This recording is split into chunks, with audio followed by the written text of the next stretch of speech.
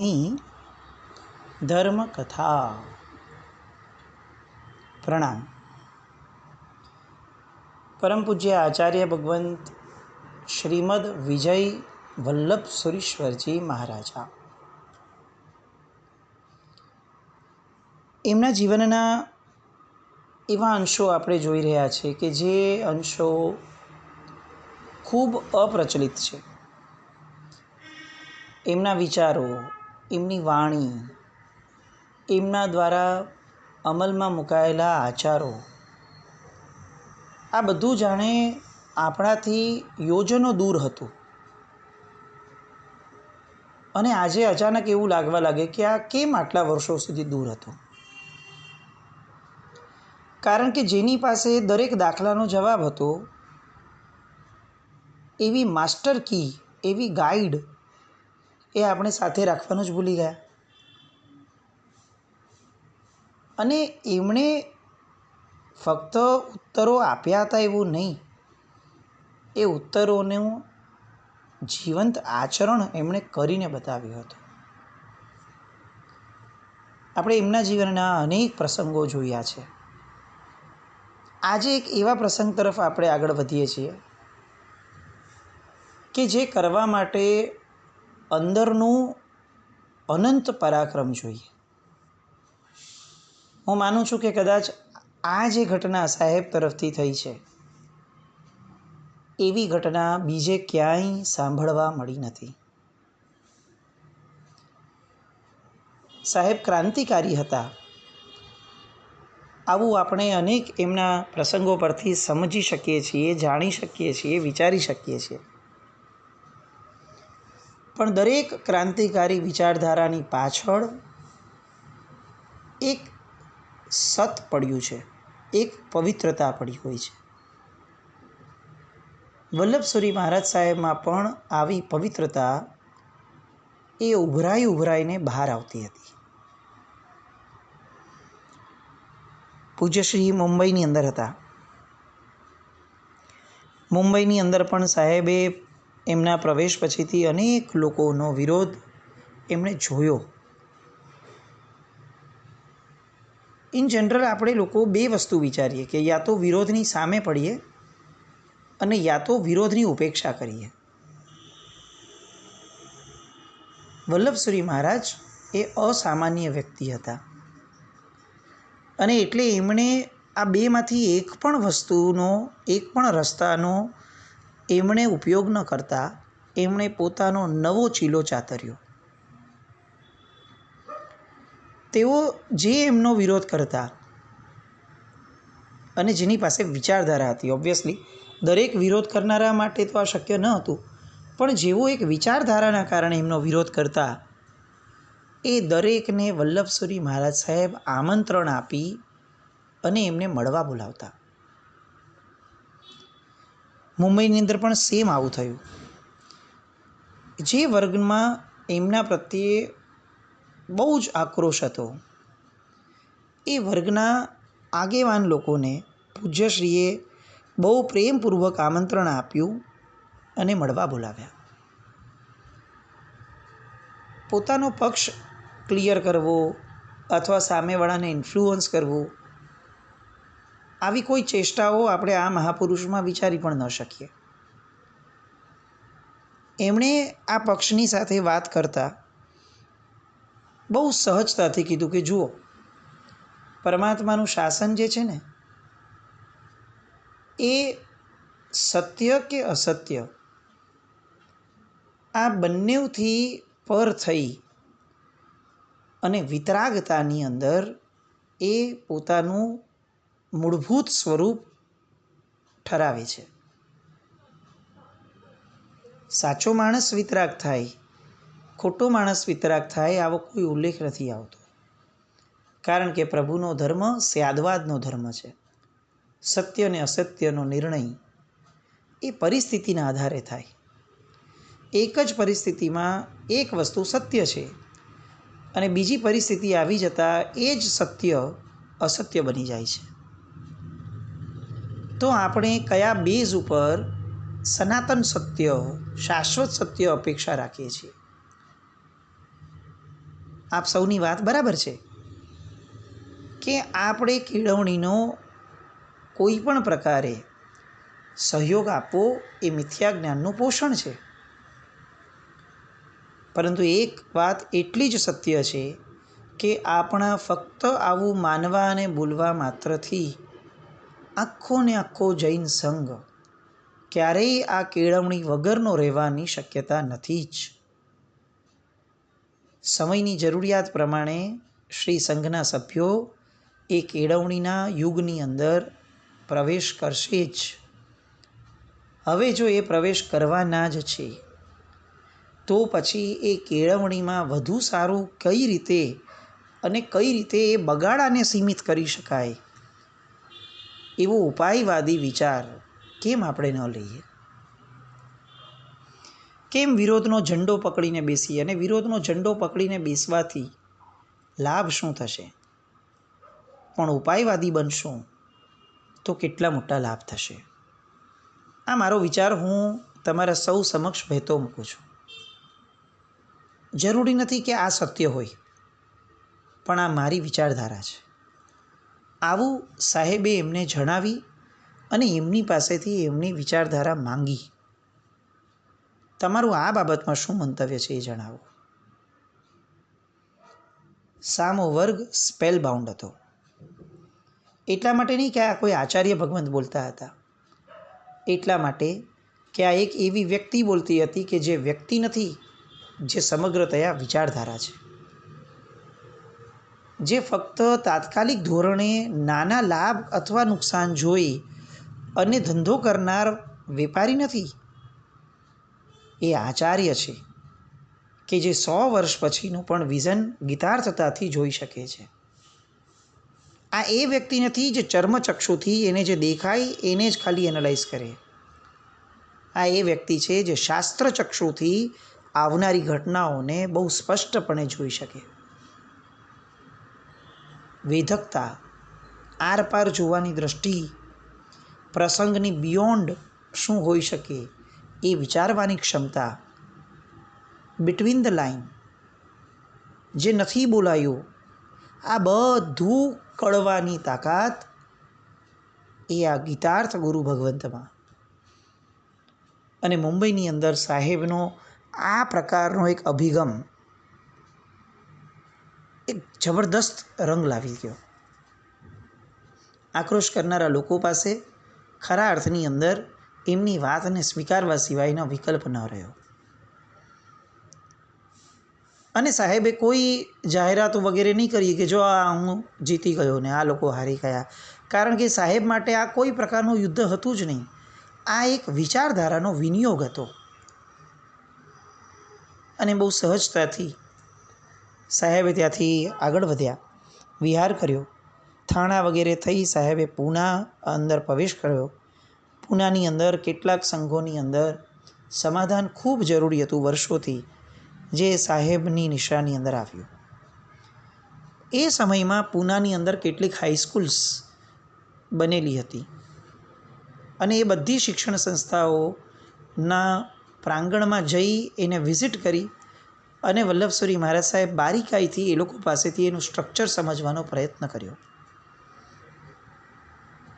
જે ફિલ્ડ એમનું હતું એ ફિલ્ડની અંદર ઊંડાણમાં જવાની ખેવના પણ એટલી જ અને ખુમારી પણ એટલી જ. કોઈ એવો મદ નહીં કે અમે આચાર્ય છીએ, અમારાથી કેમ આવી રીતે જવાય. ક્યાંય એવો અહંકાર નહીં કે આ બધું તો કાંઈ નથી, આપણે આના કરતાં સારું કરી શકીએ એમ છે. નહીં, બહુ વાસ્તવિક પરિસ્થિતિનો ખ્યાલ અને વાસ્તવિકતાનો સ્વીકાર કે નહીં ભાઈ એને જોવા જઈએ. આપણે જો આ દિશામાં આગળ વધવું છે તો કેમ આપણે એવી બધી સંસ્થાઓમાં ન જઈએ કે જે સંસ્થાઓ એ દિશામાં ઓલરેડી પોતાની વિચારધારાથી આગળ વધી છે. જવા માત્રથી સ્વીકાર ક્યાં થવાનો છે? આ ઉદાર વિચારધારા એ વલ્લભસુરી મહારાજનું વ્યક્તિત્વનું ઘરેણું હતું. પૂનાની અંદર એમણે શ્રી આત્માનંદ જૈન લાઇબ્રેરીની સ્થાપના કરી. ત્યાંથી વિહાર કરીને સાહેબ અહમદનગર પધાર્યા, ત્યાં પ્રતિષ્ઠા કરાવી અહમદનગરથી આગળ જતાં ઇલોરા, અજંટા ઇલોરાની જે ગુફાઓ છે એ ગુફાઓનું બહુ જ બારીકાઈથી એમણે નિરીક્ષણ કર્યું. સાહેબે ત્યાં સ્થિરતા કરી. એક એક મૂર્તિ, એની નીચેના શિલાલેખો, આ મૂર્તિઓની કઈ રીતની કૃતિઓ છે અને આ કયા સૈકાની, કઈ સેન્ચુરીની હોઈ શકે, અને આને જૈનત્વ સાથે શું લાગે વળગે, બુદ્ધિઝમ સાથે શું લાગે વળગે, આ બધી વાતોનું આકલન સાહેબે પોતે ત્યાં રોકાઈને કર્યું. સંશોધક હતા વલ્લભસુરી મહારાજ, અને સંશોધનની તક મળે ત્યારે કઈ રીતે જવા દે. કેટલા મહાત્માઓ માટે આપણે આ સાંભળ્યું છે. સાહેબ તીર્થોમાં ચોમાસા કરે, સ્થિરતા કરે, એ તો બહુ સહજ છે. અજંતા ઇલોરાની ગુફામાં સંશોધન માટે સ્થિરતા કરે. આવા ગુરુ ભગવંતના વિઝનને કઈ રીતે આપણે પોંખીએ એ આપણી માટે પ્રશ્ન છે. ત્યારબાદ સાહેબ ઔરંગાબાદથી વિહાર કરી અંતરિક્ષજી પાર્શ્વનાથ ભગવાનની યાત્રા કરવા માટે આવ્યા. ત્યાં 25 દિવસ જેટલી સ્થિરતા અંતરિક્ષજી પાર્શ્વનાથ ભગવાનની નિશ્રામાં એમણે કરી. ધર્મશાળા માટે એમણે ત્યાં ખૂબ પ્રેરણા આપી. સંવત 1987નું જે ચોમાસું હતું એ બાલાપુર ખાતે એમણે કર્યું. ત્યારબાદ ખામગામ આદિ થઈ સાહેબ બુરહાનપુર પધાર્યા. 87નું ચોમાસું બાલાપુર એટલે કે અંતરિક્ષજી મહારાષ્ટ્રની બાજુમાં. હવે 88નું ચોમાસું ક્યાં થાય છે અને એ વચ્ચે કેટલો વિહાર થાય છે એનું એક બહુ નાનકડી યાદી હું લઉં. સાહેબ બુરહાનપુર ગયા, ત્યાંથી મહારાષ્ટ્ર ગયું, હવે બોર્ડર પર આવ્યા અને ત્યાંથી માંડવગઢ એટલે કે મધ્યપ્રદેશ આવ્યા. માંડવગઢ થઈ શાંતિનાથ ભગવાનની યાત્રા કરી. ભોપાવરની 12 ફૂટ ઊંચા એવા અદ્ભુત અલૌકિક એવા શાંતિનાથ પ્રભુની કાર્યોત્સર્ગમાં ઊભેલી ભવ્યતમ પ્રતિમાના દર્શન કરી સાહેબ રતલામ ગયા.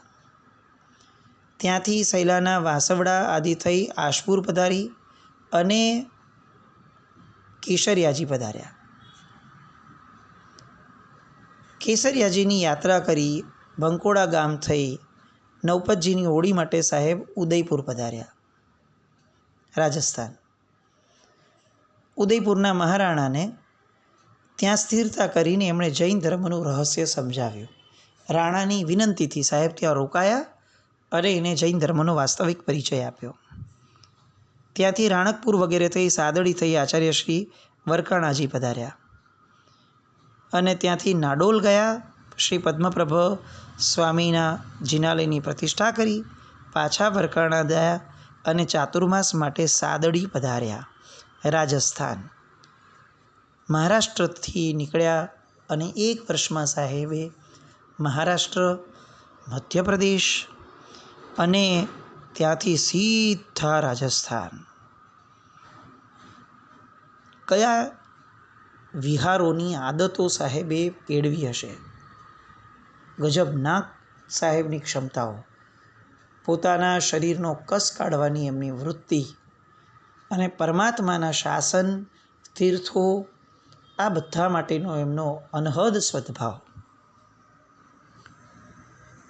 1988ના આસો વદ નોમનો દિવસ એ જૈન શાસનના ઇતિહાસની અંદર કદાચ અમરત્વને પામે એવો દિવસ હતો.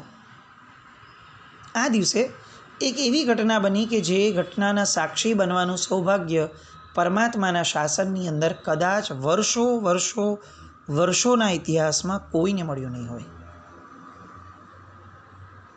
વલ્લભસુરી મહારાજ સાહેબે એ દિવસે એટલે કે ઈસવીસન 23/10/1932 23 ઓક્ટોબર 1932ના દિવસે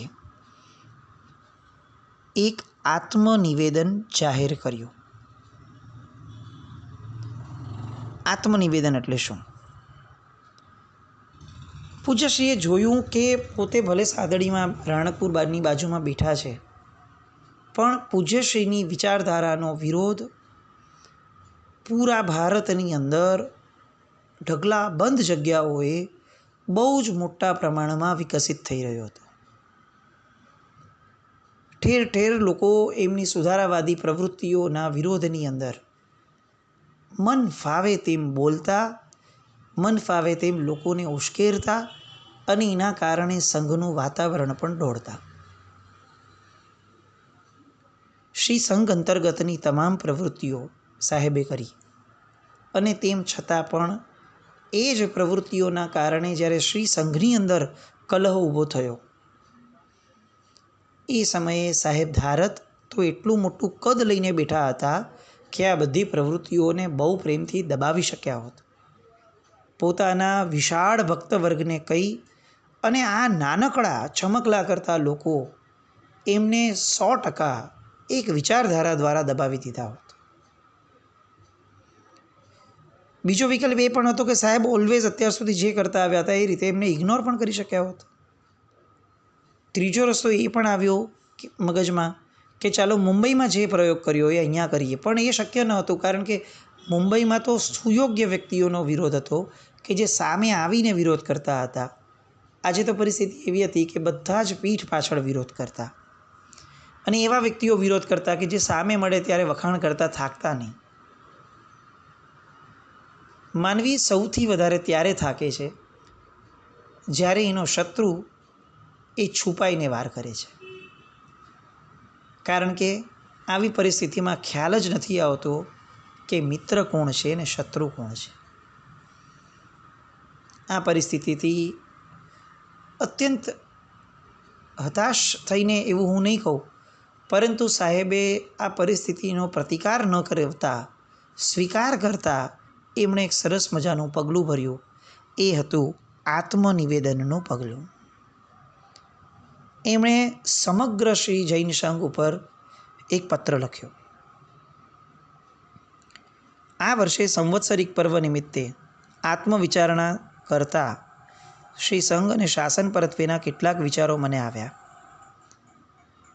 એમાંથી થોડો ભાગ જે મારા પોતાના આત્મા અને શ્રી સંઘ સાથે સંબંધ ધરાવે છે, તેટલો ભાગ હું શ્રી સંઘ સમક્ષ મૂકવા ઈચ્છું છું. જો તેમાં કોઈકને સંભાવ અને સત્ય દેખાય તો એ તેના પર વિચાર કરે. આજકાલ આખા જૈન સંઘમાં ક્લેશ અને કંકાસનું વાતાવરણ ચોમેર ફેલાઈ રહ્યું છે અને તે દિવસે દિવસે ઉગ્ર બનતું જાય છે. દરેક પક્ષકાર સામા પક્ષ ઉપર બધો દોષ નાખવા પ્રયત્ન કરે છે. સામો પક્ષ પણ એ જ જાણે કાદવ ઉડાડવા બેઠો હોય એ રીતે એ પણ સામા ઉપર કાદવ ઉછાળે છે. પરિણામે કોઈ પોતાના દોષ તરફ અને બીજાના ગુણ તરફ લક્ષ્ય જ આપી શકતું નથી. ધર્માત્મા અને સરળ ચિત્તવાળા એવા કેટલાક લોકો પણ છે કે જે લોકો સંઘની અંદર શાંતિ સ્થાપવા માટે ઈચ્છુક છે. એમની વાત ઉપર જ્યારે હું વિચાર કરું ત્યારે મને એવું લાગે છે કે છેવટે હું મારા પોતાના વ્યક્તિગત આત્મનિવેદન સિવાય કંઈ કરી શકું એમ નથી, કારણ કે કોઈનો સૌના ઉપર અધિકાર નથી ચાલતો. સૌ એક સ્વભાવના હોઈ પણ ન શકે. તેથી મારા પોતાના વિશે કંઈ કરી શકવાનો અથવા કહેવાનો મને હક છે, પણ બીજા માટે કંઈ પણ કહેવાનો મને હક નથી. જૈન સંઘમાં વર્તતા કે વધતા કોઈ પણ જાતના ક્લેશમાં જો હું નિમિત્ત થતો હોઉં અને મારી જાણમાં જો એ આવે તો પછી મારે એની માટે કોઈક એક એવો રસ્તો શોધવો જોઈએ કે જે સ્વ પરને કલ્યાણકારી બને. અને મેં એવો માર્ગ શોધ્યો છે જે હું લોકો સમક્ષ મૂકું છું. જગત વિખ્યાત એવા મારા પરમ ગુરુદેવ શ્રી વિજયાનંદ સુરી મહારાજ એટલે કે આત્મારામજી મહારાજના હસ્તે દીક્ષિત થઈ અને અમારા સંઘાડામાં અત્યારે 2 વયોવૃદ્ધ મહાત્માઓ છે જેમને હું પૂજ્ય ગણું છું, જેમના માટે મોટા ભાગના જૈન સંઘને સખત આદર છે. પ્રવર્તક શ્રી કાંતિ વિજયજી મહારાજ અને શાંત મૂર્તિ શ્રી હંસ વિજયજી મહારાજ. આ બંને ખૂબ વિદ્વાન છે, પ્રતિભા સંપન્ન છે અને આમના સિવાય હજી જીન શાસનના બીજા 2 એવા રત્નો કે જેમના પ્રત્યે મને અનહદ બહુમાન છે, શાસન સમ્રાટ પૂજ્ય નેમિ સુરેશ્વરજી મહારાજ અને વિજય નીતિ સુરેશ્વરજી મહારાજા, જેઓ તદ્દન નિષ્પક્ષ અને કોઈના પણ પ્રભાવથી અંજાય એવા નથી.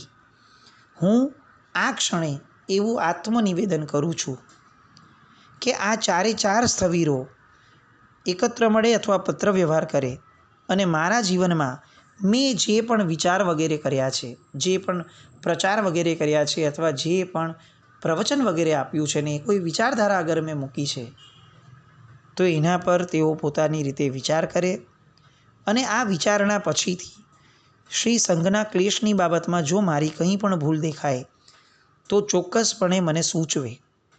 હું સંઘને ખાતરી આપું છું કે આ ચારેય સ્થવિરો એકમતીથી અથવા બહુમતીથી પણ જો મને મારી કંઈ પણ ખામી જણાવશે તો હું શ્રદ્ધા અને ઉદારતાપૂર્વક એની પર વિચાર કરીશ અને ખાતરી આપું છું કે હું ખુલ્લે ખુલ્લો મારી ભૂલ હશે તો એકરાર કરીશ. એટલું જ નહીં, હું એને મારા તરફથી દૂર કરવા માટે સઘળું બનતું પડતે હું કરીશ. કારણ કે હું સમજું છું કે ભલે હું આચાર્ય છું પણ શ્રી સંઘ સામે હું બહુ જ સીમિત શક્તિવાળો છું. હું શાસન સેવા કરવા માટે, સંઘનું હિત કરવા માટે સાધુ બન્યો છું અને એની માટે મારે જે કરવું પડે એ કરવાની મારી તૈયારી છે. આ હતા વલ્લભસુરી મહારાજા. ક્યારે સાંભળ્યું આપણે કે કોઈ એક આટલા મોટા ગજાના મહાત્માએ આવું આત્મનિવેદન જાહેરમાં કર્યું અને પોતાની આખી ડોર એ ચાર વ્યક્તિઓના હાથમાં સોંપી દીધી, જે શું કહેશે એની કોઈ જાતની જાણ કે ભનક પણ એમને નથી. પણ આ સત્યતાની ખુમારી છે, આ પ્રામાણિકતાની એક જબરદસ્ત નિશાની છે અને સમર્પણ ભાવની પરાકાષ્ઠા છે. વલ્લભસુરી મહારાજ એમની પ્રામાણિકતા, એમની શાસન નિષ્ઠા અને એમની સ્વચ્છતા, પવિત્રતા, આ બધું જોઈ ખરેખર મુખમાંથી સરી જ પડે. વર્તમાન કો વલ્લભસુરી કી આવશ્યકતા હૈ. ખરેખર આવશ્યકતા છે આવા એક આચાર્યની, આવા એક નેતાની જે ખેલદિલીપૂર્વક પોતાની ભૂલોને સ્વીકારવાની પણ તૈયારી બતાવતા હોય. કારણ કે આપણે એમને અનુસરશું. આવી અનેક વાતો પૂજ્યશ્રીના જીવનની આગળ વધતા જોઈએ. જીન આજ્ઞા વિરુદ્ધ કંઈ પણ બોલાયું હોય તો મિચ્છામિ દુક્કડમ. આખા દિવસ દરમિયાન આપણે વિચારીએ, આપણે પણ આવું કંઈક આત્મનિવેદન આપણા સ્વજનોની વચ્ચે કરી શકીએ એવી ખુમારી, એટલી પણ ખુમારી છે.